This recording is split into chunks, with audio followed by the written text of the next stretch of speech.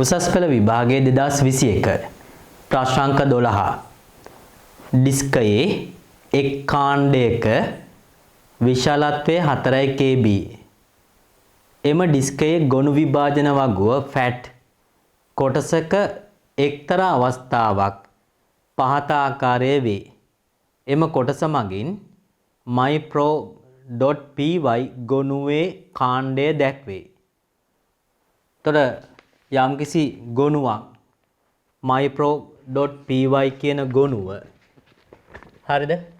මෙතන ඉදිරිපත් කරලා තියෙනවා mypro.py කියන ගොනුව දෘಢ තැට්ටියේ ගබඩා කිරීම අනුව ගොනු විභාජන වගුව නිරූපණය කරන ආකාරය. මේකේ මූලික ආකෘතියනේ ෆැට් කියලා දාලා තියෙන ෆයිල් ඇලොකේෂන් ටේබල්.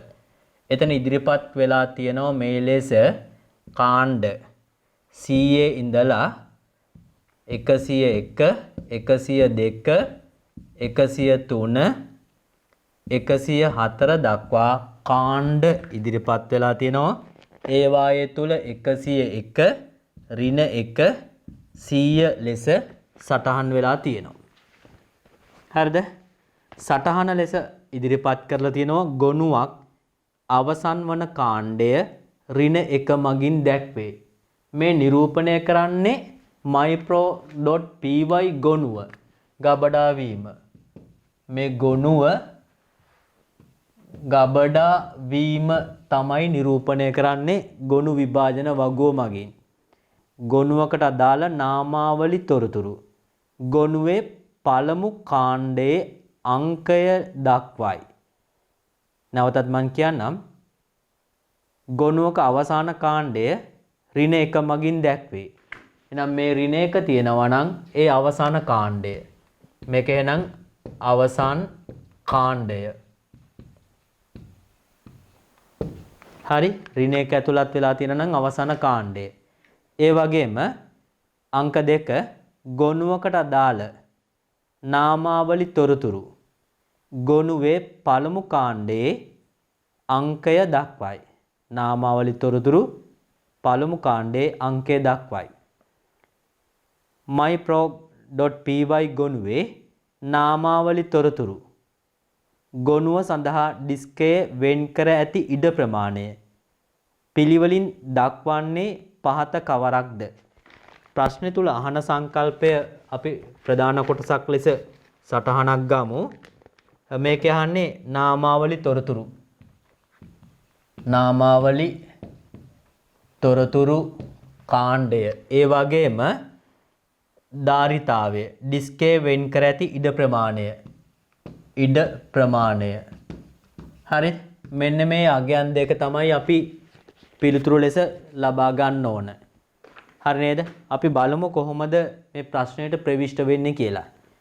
මං 2020 පේපර් එකට ගියොත් 2020ත් මේ ආකෘතියම බහුවර්ණයක් පෙළ ගැස්සෙනවා.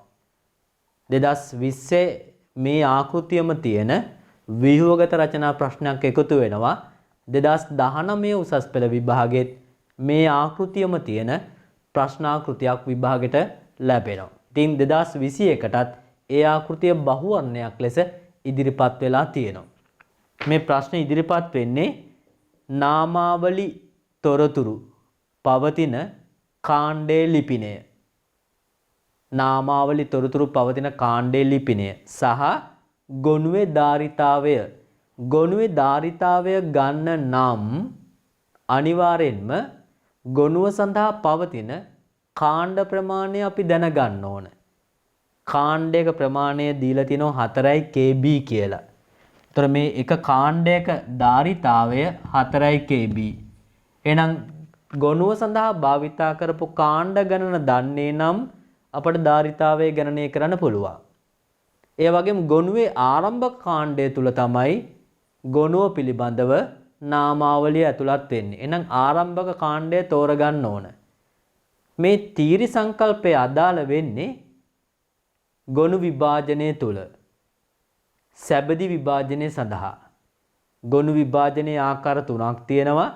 අනුගාමී විභාජනය, සැබදි විභාජනය, සුචි විභාජනය කියලා සංකල්ප තුනෙන් මේ සැබදි විභාජනය. අපි බලමු මේ කාණ්ඩ මම මෙලෙස ඉදිරිපත් කරන්නම්. කාණ්ඩ පහක්නේ තියෙන්නේ.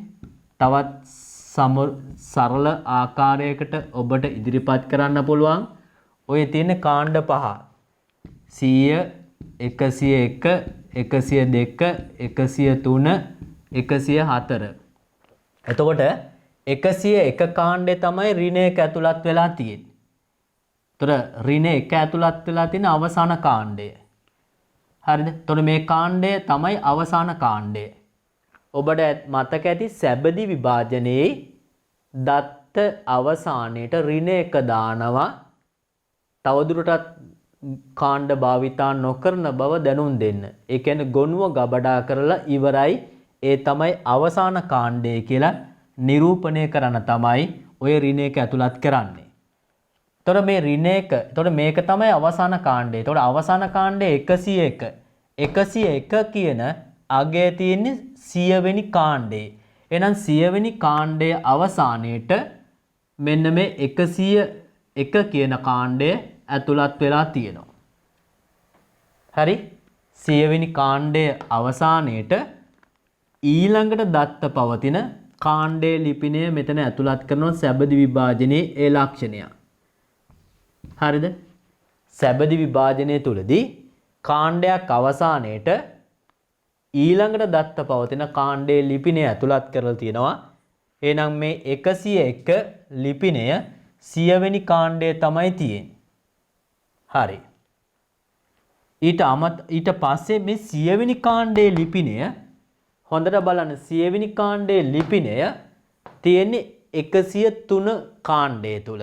එහෙනම් මේ 100 වෙනි කාණ්ඩයේ ලිපිනය ඇතුළත් වෙනවා 103 කාණ්ඩය අවසානයේට.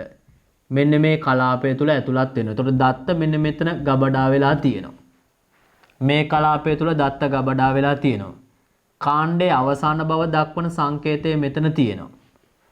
පැහැදිලිද? එහෙනම් 100 වෙනි කාණ්ඩයේ දත්ත ඇතුළත් වීම සටහන් වෙනවා 103 අවසානයේට. 103 අවසානයේ තමයි 100 තියෙන්නේ. එහෙනම් මෙන්න 103 කාණ්ඩයේ අවසානයේට අදාළ යොමුව තියෙනවා අනුයාතව දත්ත තියෙන්නේ. ඊට පස්සේ 100 වෙනි කාණ්ඩයේ 100 වෙනි කාණ්ඩයේ අවසානයේට 101 කාණ්ඩයේ අදාළ අගය තියෙනවා. එහෙනම් මුල්ම කාණ්ඩයේ 103 අනතුරුව දත්ත පවතින්නේ 100 වෙනි කාණ්ඩය තුල. ඉන් පසුව දත්ත පවතින්නේ 101 කාණ්ඩය තුල. එහෙනම් ආරම්භක කාණ්ඩය වෙන්නේ 103. ඒ නිසා නාමාවලි තොරතුරු අන්තර්ගත වෙන්නේ මෙන්න මේ ආරම්භක කාණ්ඩය තුල. ආරම්භක කාණ්ඩය. හරිද? එතකොට මෙන්න 103 තමයි නාමාවලි තොරතුරුත් පවතින කාණ්ඩය. එතකොට මෙතන පුතේ කාණ්ඩ 3යි භාවිතා වෙන්නේ. කාණ්ඩ 3යි. එහෙනම් එක කාණ්ඩයක ධාරිතාවය 4 kb ඒ වගේ 3 ගුණයක් භාවිතා වෙනවා. ඒ කියන්නේ භාවිතා වන ඉඩ ප්‍රමාණය සමානයි එක කාණ්ඩයකට 4 kb එවැනි කාණ්ඩ 3යි ඒ කියන්නේ 12 kb.